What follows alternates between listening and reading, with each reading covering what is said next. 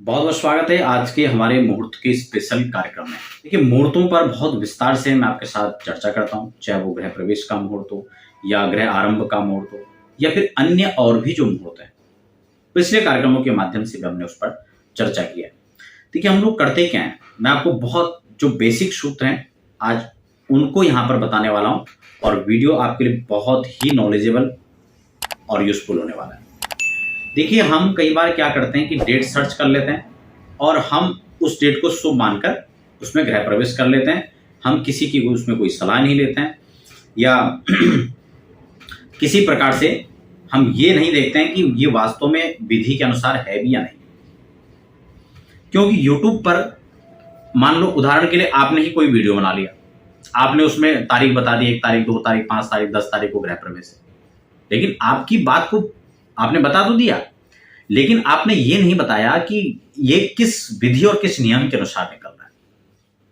तो इसलिए वीडियो थोड़ा सा लंबी हो सकती है, लेकिन जानकारी आपको एक ही वीडियो में सब मिलने वाला है। इसलिए लगातार वीडियो पर बने रहें और चैनल को सब्सक्राइब नहीं किया तो चैनल को सब्सक्राइब जरूर कर लें, क्योंकि आने वाले समय में भी अध्यात्म, ज्योतिष, रत्न रुद्राक्ष, मुहूर्त, तमाम चर्चाएं जो है हमारे चैनल पर आपको मिलती रहेंगी। अब हम बात करेंगे यहां पर मुहूर्त चिंतामणि से, मुहूर्त कल्पद्रुमों की बात हम करेंगे, भारतीय ज्योतिष सर्व संग्रह की हम बात करेंगे, ज्योतिष सर्व संग्रह का मत इसमें क्या है और परंपरागत जो सिद्धांतिक मुहूर्त है उसमें यहां पर क्या लिखा हुआ है, पंचांगों का भी मत यहां पर हम लेने वाले हैं। ठीक है ना। ये तमाम जो ग्रंथ हैं ज्योतिष के, इनके आधार पर क्या क्या कहा गया है, कौन से महीने में, कौन से नक्षत्र में, कौन से वार के अंदर, कौन से लग्न के अंदर गृह प्रवेश करना चाहिए नहीं करना चाहिए, उसको हम यहां पर शास्त्रीय जानकारी आपको देने वाले हैं। देखिए, कोई भी मुहूर्त जब निकलता है तो हमें सबसे पहले 2 चीजों का ध्यान रखना है। मैं अक्सर हर वीडियो में इस बात को कहता हूं, क्योंकि हम सिर्फ डेट सर्च करते हैं, वह तारीख हमारे लिए अनुकूल है या नहीं है ये हम कैसे देखेंगे, और कौन से लग्न में, क्योंकि सर्वे दोषा विनिश्यन्ति लग्न शुद्धि यदा भवेत्। अगर लग्न का शोधन किया हुआ है और वह मुहूर्त हमारी राशि के अनुकूल है उस दिन, तो आपका आधे से ज्यादा जो दोष है वो तो खत्म हो ही चुका है। ठीक है ना। अब उसके बाद हम जैसे यहां पर महीनों की बात करेंगे, तो सबसे पहले हम राशि को समझ लें। राशि को हम कैसे देखेंगे, हमें अपनी चंद्र कुंडली बनानी है। हमारी चंद्र कुंडली में जो गोचर चंद्रमा है उसको बैठाना है। मान लो आज का चंद्रमा वृषभ राशि में, तो हम वृषभ राशि पर बैठा लेंगे। हमारी मान लो मेष राशि है तो हम मेष राशि लिख लेंगे, मेष राशि की कुंडली तैयार कर देंगे। हमारी कर्क राशि जो भी है उसकी कुंडली आप तैयार कर लें, और वृषभ राशि में जिसमें भी उस दिन गोचर का चंद्रमा उसको बैठा लें। अब वहां से उनको लग्न से गिनना है कि हमारा जो चंद्रमा गोचर का पड़ रहा है वो हमारी राशि से चौथा तो नहीं पड़ रहा है, चौथा, 8वां और 12वां पड़ रहा हो तो उस दिन को कैंसिल कर देना चाहिए, चाहे सर्वश्रेष्ठ मुहूर्त। ठीक है। अब यहां पर जब सबसे पहले हम महीनों की बात कर लेते हैं, क्योंकि यहां पर सभी मतांतर के अंदर जो यहां पर विषय है कि कौन से महीने के अंदर करना चाहिए उसको हम यहां पर करेंगे, और अलग अलग महीनों की डिटेल, कौन से महीने में करना चाहिए या नहीं करना चाहिए, उसके लिए अलग से भी मैं एक छोटी छोटी वीडियोस के अनुसार आपके साथ चर्चा करूंगा, उसका लिंक भी आपको डिस्क्रिप्शन में उपलब्ध कराने का प्रयास करूंगा, और प्लेलिस्ट में तो आप देख ही सकते हैं। देखिए, सबसे पहले हम यहाँ पर बृहद्वकड़ा चक्रम जो एक पुस्तक है शास्त्र, ये बहुत प्रमाणिक पुस्तक है जो ज्योतिष के प्रारंभिक जो क्लास होती है उनमें भी लगता है, और इसमें बहुत श्रेष्ठ मुहूर्त का उदाहरण दिया गया है। क्या लिखा हुआ है, माघे अर्थ लाभ, प्रथमे प्रवेशे पुत्रार्थ लाभ, खलु फाल्गुने च चैत्र अर्थ हानि, धन धान्य लाभो, वैशाख मासे पशुपुत्र लाभ। बहुत श्रेष्ठ लिखा गया है। ज्येष्ठेषु मासेषु परेषु नूनम हानि प्रद शत्रु भय प्रदस्य। श्लोक में तो कुछ समझ में नहीं आया, अर्थ बता देता हूं। इसमें कहा कि माघ मास में गृह प्रवेश करते हैं तो ये आपके लिए धन और पुत्रदायक होता है, दोनों का लाभ आपको इसमें मिलता है। ठीक है। उसके बाद क्या लिखा है, फाल्गुन पुत्र और धन लाभ, फाल्गुन के अंदर भी धन और पुत्र का लाभ मिलता है, धनधारक कारक होता है। चैत्र में धन की हानि होती है, इसीलिए चैत्र हो या पौष हो, दोनों में सूर्य धनु और मीन राशि में होते हैं, जिसको खरमास भी कहा जाता है, इसलिए उस समय गृह प्रवेश नहीं करते हैं। तो चैत्र में धन की हानियां स्पष्ट लिखा है। उसके बाद वैशाख में धन धान्य का लाभ बताया, यानी ये भी अच्छा है।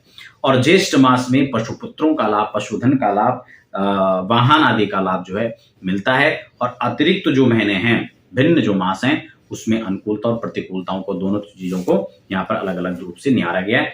अब इसमें 4 ही महीने हैं, तो अब विषय आता है कि हम 4 महीने में ही गृह प्रवेश करेंगे क्या? 8 महीने का क्या होगा? लोग तो पूरे साल भर कर रहे हैं। अब हम दूसरा यहां पर देखते हैं मूढ़ चिंतामणि। मूढ़ चिंतामणि का सौम्यायनी ज्येष्ठ तपो अंत माधव, इसमें वही 4 मास बताए, ठीक है ना। इसमें कहा ज्येष्ठ, माघ, फाल्गुन और वैशाख मासों में, ठीक है। अब हम बात करेंगे भारतीय ज्योतिष की, उसमें भी लगभग सामान्य यही मुहूर्त है। अब ज्योतिष सर्व संग्रह के में भी लगभग यही है, और पंचांग मतों में भी। अब हम बात करते हैं परंपरागत मुहूर्त, जिसमें बहुत इजी रूप में और आपकी अनुकूलता को देख के भी बताया गया। अब हमने इन सब चीजों का जो रिसर्च हमने यहां पर निकाला है, ठीक है, आपके लिए जो नवनीत हमने प्रकट किया है, आपको क्या क्या करना चाहिए, उन शास्त्रीय मतों के अनुसार हमने जो एक आपके लिए सुगम मार्ग बनाया है, वह यह है कि हम चैत्र में नहीं करेंगे, जैसे उसमें धन हानि का लाभ बताया, ठीक है, और पौष के अंदर नहीं करेंगे। उसका एक और भी बड़ा कारण है, क्योंकि सूर्य उस समय मीन और धनु राशि के अंदर होते हैं, और उनको उस समय जो है खरमास लगा होता है, इसलिए नहीं करना चाहिए। अब उसके बाद श्रावण, भादो और आश्विन, बड़े ध्यान से समझना इसको, इन मासों के अंदर भी बहुत शुभ नहीं माना जाता है, ठीक है ना। इसलिए श्रावण को लेकर थोड़ा सा मतांतर भी है, तो कुल मिलाकर हम उसको मध्यम भी ले सकते हैं। तो अब इसमें जो है हमें इन 2 महीने तो स्पष्ट हो गया, हमने निकाल ही दिए। 3 महीने जो बचे, श्रावण, भादो और आश्विन, इन 3 महीनों के अंदर मान लो हमें गृह प्रवेश करना पड़ रहा है, फिर हमें क्या करना है? फिर वही सिद्धांत लागू होता है जो हम आपको पहले बता चुके हैं। अब उसमें मैं आपको कुछ चीजें और यहां पर बता दे रहा हूं। ये चीज तो हमने महीनों का तो कर लिया, और अगर इन्हीं महीनों के अंदर हमें करना पड़ रहा है, तो अब हमें पंचांग शुद्धि इसमें करनी है। मुहूर्त के अंदर कोई भी मुहूर्त हो, गृह प्रवेश में पंचांग शुद्धि करनी है। देखिए एक चीज और हमें यहां पर समझ लेना है, हम लोग आज के समय कोई भी मकान बनाते हैं, तो मुझे नहीं लगता कि 50 लाख से नीचे कोई मकान बनेगा, उससे ऊपर ही लगभग बनता है, और वो करोड़ों में जाता है। अब हम करोड़ों का मकान बना रहे हैं, मान लो मैं न्यूनतम वाला ही बता देता हूं, 50 लाख का मकान बना रहे हैं, और हम गृह प्रवेश करने की जब बात आती है, उसमें 5,000 भी खर्च नहीं करना चाहते। वो बात अलग है कि गृह प्रवेश करते ही फिर 5-10 लाख कहीं और लग जाए, वो भी विषय अलग है, होता है बहुत सारे लोगों के साथ। क्योंकि नए घर में कई बार ये भी देखा जाता है कि कुछ लोगों को बिल्कुल भी वह घर सूट नहीं करता है, वहां किसी के साथ दुर्घटना हो जाती है किसी प्रकार की, यहां तक कई बार ये भी देखा जाता है कि मृत्यु तक हो जाती है।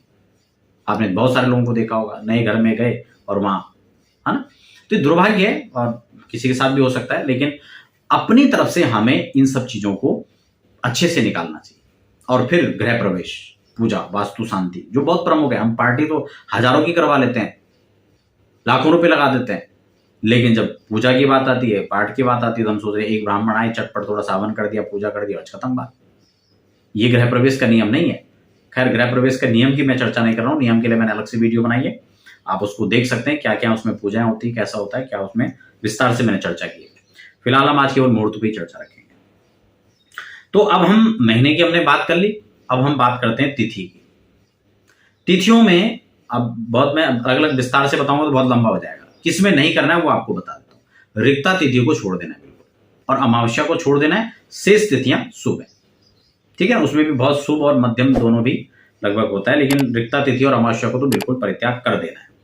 बार के अंदर हम बात करें तो बार में हमें रविवार और मंगलवार बिल्कुल निषिद्ध है। कई लोग शनिवार को लेकर कंफ्यूजन बना रहता है, तो उसके लिए मैं अलग से चर्चा कर चुका हूं, क्योंकि इसमें भी लगभग जो सामान्य सभी मत हैं उसमें शनिवार को हरी झंडी दे दी। उसके बाद हम बात करते हैं नक्षत्रों की। नक्षत्र, मृदु नक्षत्र, स्त्री नक्षत्र, ये नक्षत्र जो है गृह प्रवेश के लिए शुभ माने जाते हैं। अब अलग अलग 27-28 नक्षत्र में बहुत विस्तार से एक एक नक्षत्र यहाँ पर नहीं गिना रहा हूं, मैंने इसके लिए पहले चर्चा की है, आप उसको भी देख सकते हैं।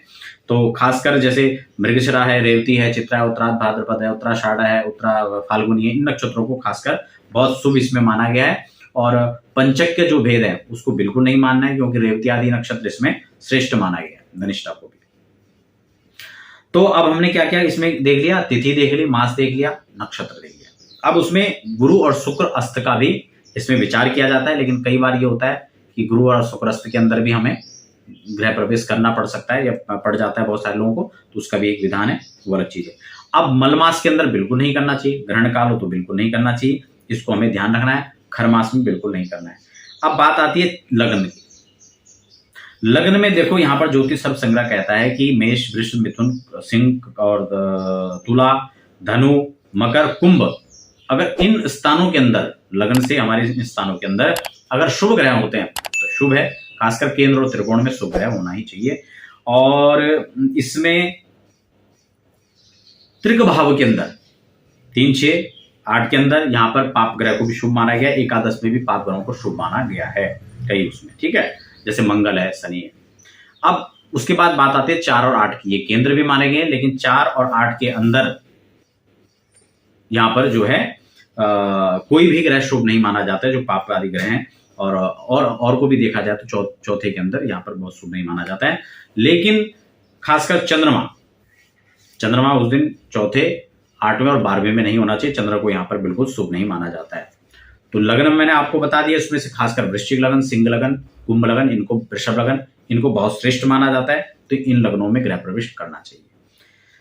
अब मुझे लगता है इसमें जो मोटी मोटी बात थी वो मैंने आपको बता दिया। अब इसके आधार पर आप तिथि, मास, नक्षत्र, वार और अपनी राशि के अनुसार चंद्रमा की अनुकूलता, शुभ लग्न, इनका विचार करके और तब आप गृह प्रवेश कर सकते हैं। आशा करता हूं आज की जो वीडियो थी थोड़ा सा लंबी तो थी, लेकिन एक एक स्टेप पर आपको जो है कुछ ना कुछ सीखने को मिला होगा।